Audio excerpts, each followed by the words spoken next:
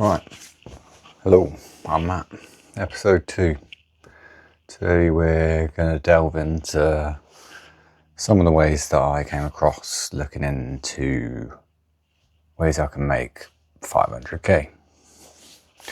Right, let's get it. Right, a lot of people will think lottery off the bat because I know when I started getting into this, I basically did the typical AI help me. Straight to AI. How can I invest small amounts of money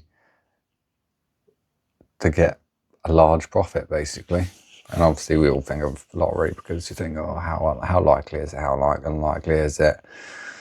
And yeah, I knew it's not the way it's going to work. I knew that that wasn't going to be something realistically that would work.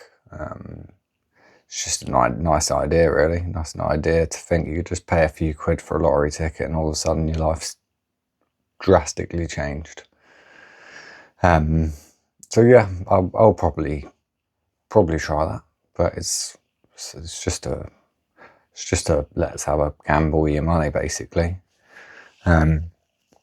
I'm just looking for. I was more looking for. Right, I knew I had an investment plan.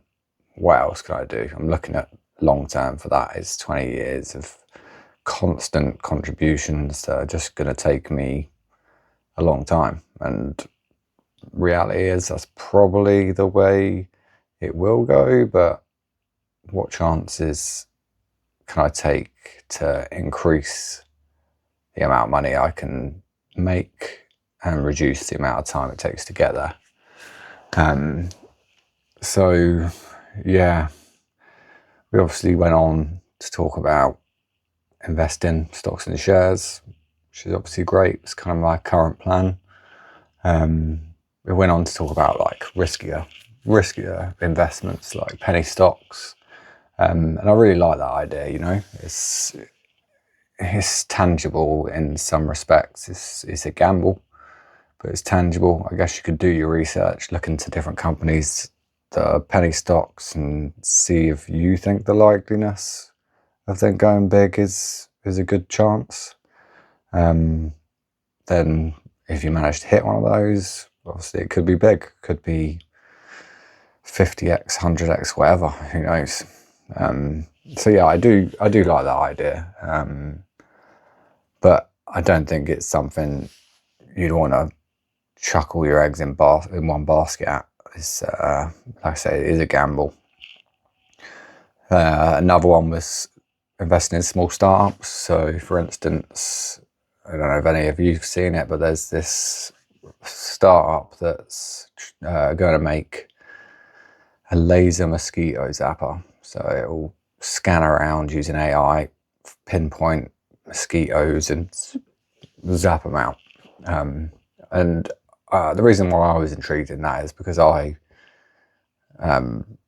would love it. Like, you know, when you go on holiday and you're fed up with the mosquitoes, if you could just set up one of those, sit outside without worrying. So again, personal interest makes me more likely to go, yeah, I'll invest in that. Let's have a go. But yeah, I think your own personal feelings have to come into it, because if you think it's a good idea, then maybe it is. But again, there's still a lot of risk involved with trusting a startup.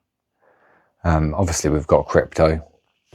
It's been around for a while. Everybody knows about it, so I'm not going to go too much into it. I know in the earlier years, not too early, but early years, I did have a computer that I'd rigged up. It was mining Ethereum. I did all right out of it, to be fair. It was around the time where it was being more talked about, so it wasn't too early stages. But yeah, the amount of money I put in to a computer I already had with a graphics card in, the amount of electric I used, it paid for itself and then some. I can't remember exactly what I got out of it, and I think I looked at it recently, and decided, yeah, my long-term plan was just keep it. And I think at the time I had money needs, so sold it. But I think now it's probably worth a little bit more than what I actually sold it for. But regardless, hindsight's a beautiful thing. You can't really get hindsight until later, obviously. That's how it works. Small AI startups. Okay, so these labels are so vague, so it's really a research thing for yourself. But because I run a business, I've looked into it. I think it's naive in this day and age to not think about AI. If you're self-employed, you work for yourself, how the world's evolving. So I did, and I'll do anything to make my life easier to a certain extent. So I did look into creating my own AI setup in regards to replying to customers. I had this great idea, maybe not my own idea, but that I had this idea that I'd set up a system that customers would get automatically replied to. So whether that's through WhatsApp, message, email, my idea was to have them instantly replied to. I even started setting up, and with the help of my brother, I managed to create a very basic system that would auto quote AI auto quote fencing jobs. So people would put in their parameters, fence length, type and all that, and they'd get an instant quote there and then. So the idea was get them a quote. People that like the price would then ask for the follow-up confirmation of the price. So yeah, I did start that. We did get quite far, me and my brother, but yeah, that's on the back burner at the moment, just for no excuse really. I could make excuses, but that'd just be what they are really. Life, I guess. Small online businesses, so yeah, whatever that might be, buying and selling. I have always liked buying and selling, so that's probably up there on my list. It's just more, I'm an opportunist, so if I find something, I kind of look into it, and if it's something I can do, then yeah, I might do it at some point. It's definitely on the list, probably higher up on the list than most of them. Collectibles, I mean, everyone's seen Pokemon all over the internet lately. I did get pretty interested in it. Not that I know much about Pokemon.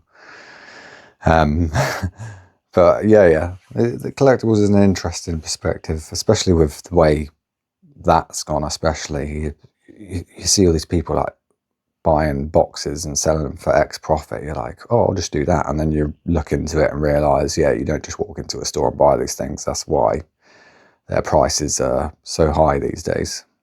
And then YouTube, obviously, through the conversation with AI, it kind of evolved over to, yeah, okay, I'm not going to buy a lottery ticket and get rich. Investing is already in my plan. Maybe not the riskier ones, but that they were definitely enlightening. It's definitely something I'd put money into and will do probably in this channel at some point. But YouTube was interesting to me because I think I'd made videos, or yeah, some videos before. I did have one hit on one channel that I had. Not that I was really into it, just I had one video that I remember looking back on recently, seeing there was about 63,000 views, which is pretty impressive in my perspective. I was pretty happy with it. So yeah, and everyone sees all the stories and the influencers online. And you think, oh, it's just making some videos, but it's obviously one thing saying it and another thing actually pursuing it. So yeah, that's why I'm trying that. Again, low investment. It's just your time, really. So for me, that kind of works. I kind of like the idea of it. Whether it works out or not, it's just one of those. But I think through this, at least, I'm documenting my journey through this. So in 20 years' time, or 10 years' time, or whatever it may be, I can look back and go, yeah, that's interesting to watch back. Or that he was trying to get to where I am, hopefully. So yeah, as well for the possibility of being able to create some revenue out of this. It's just an interesting thing to have a go at without any kind of real investment. And then really a combination of those is going to be the realistic outcome. I think I'll probably tie in a lot of that, my long-term plan, which has already started to be implemented, is basically through lifetime ISAs, stocks and shares. But again, it's the safe bet. I'm not willing to risk too much on that. But then I'll maybe look into the other ones with the penny stocks or the startups. Again, I do like buying and selling, so I do feel like that will be up there on the list. But yeah, for now, really, I think the plan is obviously to get into the lifetime ISA for me. My wife has a pension, so that's something. So that's kind of the, not guaranteed, but that's more the side of fairly reliably should work out. Whether it does or not, I'm not choosing risky investment, so I kind of hope that that's the way that it will work, regardless of the extra stuff that I hope will get me there a bit quicker, basically. So yeah, that's just my current plan. I don't know if I could really add more to that. I think it's hard at the moment for me. As I mentioned before, I am balancing life with investments for my future. I'm not willing to compromise on certain aspects of it. I will definitely have to put investments in place, and that will be something that happens. But especially this year, because of vow renewal, Thailand, holiday of a lifetime coming up in March next year, it does obviously withhold a big amount of money. I'm not one of these to borrow money, really. I like to fund things before I go. I don't like the stress of the debt afterwards. So at the moment, maybe you're not going to see so much of the investing at the time being, but there will be some in there. There will be some projects that I'll try. You're more likely to maybe see glimpses of where, rather than investing in wealth, future wealth, I'll be investing in the wealth of my life. Because yeah, that's you can't pause your life. You don't want to just pause your life and invest all in your future and either not get there or get there and regret all of those things you wish you'd done and not be able to do them potentially, or what. So for me right now, Thailand, it's going to be my dream holiday, my dream vow renewal to my wife. And yeah, it's an exciting journey. That's something that I'm going to be proud of in myself, and I will always remember. So yeah, hope you enjoyed this. Hopefully we can move on from this one. I just wanted to share, obviously, my ideas. I know there's a lot more out there. So yeah, hopefully we'll get there one day, whether it's sooner or later. Thanks for watching. Let's get it.